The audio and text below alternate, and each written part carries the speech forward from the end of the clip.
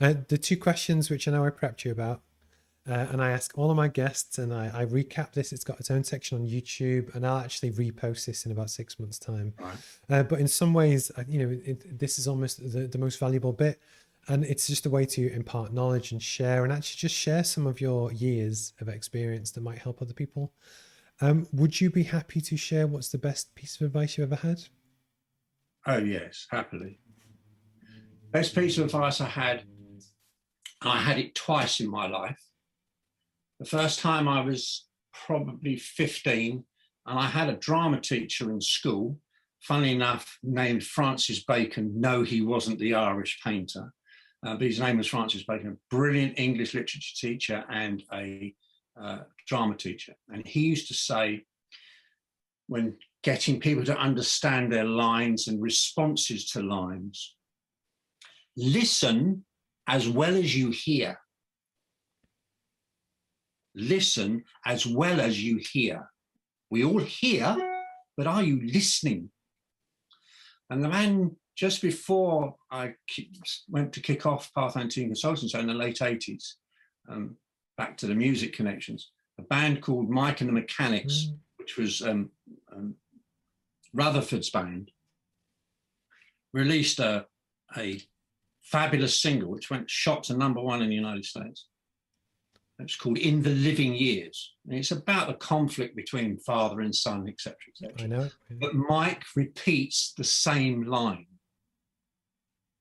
Listen as well as you hear. It's no good hearing really well what people say to you. You need to listen to what they've said to you. And that was just before I launched into Pathfinder. And it taught me, it reminded me of Francis Bacon back in high school. And it was something I took into Pathfinder Team Consulting and would say to people on the team, as well as to myself, right? Listen. And listen as well as you hear. You're going, if you hear what people are saying to you, and you take it in by listening properly, when you do speak, you'll have something to add to the conversation. Yeah, Too many people hear, but they're not listening. And so what they're hearing is they're waiting for a chance for you to stop talking so they can tell you what they were going to tell you already. My wife's mum does that, but don't tell her, she won't watch this. So listen as well as you hear. It's the best piece of advice I was ever given. But I think what's interesting is just the way that you've actually embodied that over time is that in the same way I created the roadmap was actually listening to lots of advice over a long time, bringing it together into one place. You did in the book as well, that you listened and you took all this experience, but actually you've put it down now into something that people can buy.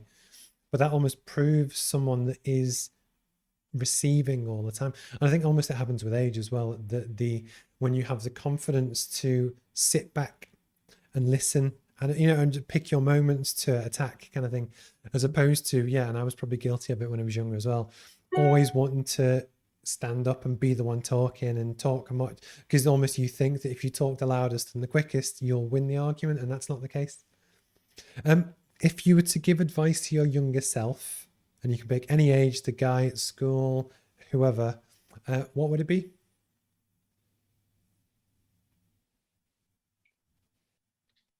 Remember in life that dreams don't come with a price list.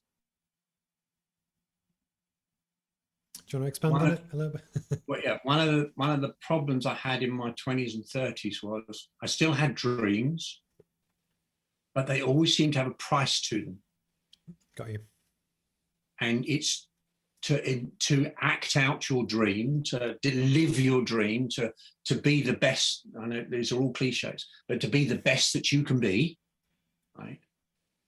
It's not the price, it's the dream. Make sure that you keep hold of that dream and take it forward. I had the idea for Pathfinder Team Consulting in the mid-80s. I wrote it down on one piece of little yellow legal pad, A4. It's still up upstairs in the loft, right? Which summarized what I wanted to do.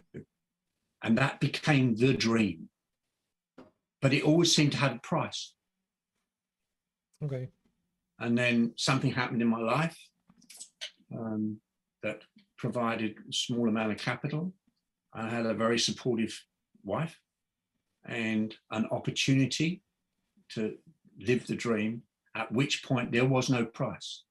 It was do the dream.